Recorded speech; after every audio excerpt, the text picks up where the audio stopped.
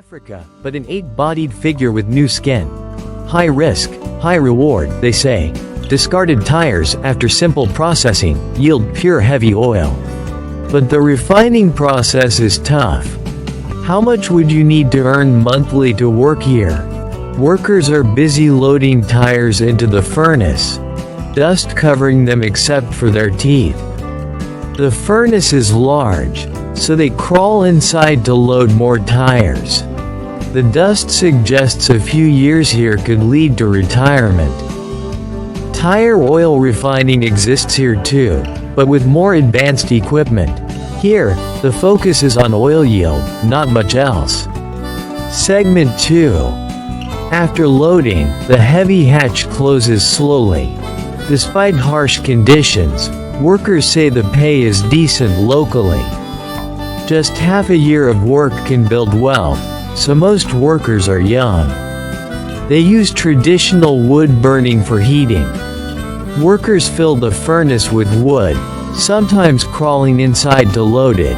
At night, the refining starts. Workers use alcohol to speed up burning. The smoke makes one wonder if night work avoids daytime scrutiny. Daytime operations might alarm nearby residents. As temperature rises, tires heat up. At around 50 degrees, tire polymers crack, turning into oil. Segment 3. This continues until morning. By then, oil vapor enters the next stage through pipes. After refining, cleaning burnt residue is the hardest part. Once the furnace cools, the side port opens, revealing black powder. Workers collect and transfer it with bags. Do these residues have value?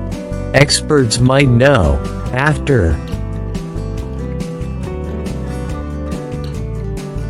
Cleaning, the hatch opens, releasing black smoke and revealing steel wires from burnt tires. The tangled wires are extracted with effort, using a hook and winch. Segment 4. Dust flies, and workers change skin in it. Inside the furnace, the refining system is cleverly designed. Combustion oil vapor goes through pipes to a separator. Heavier parts settle as a waste oil mix, while lighter gases rise and condense into liquid oil after water cooling.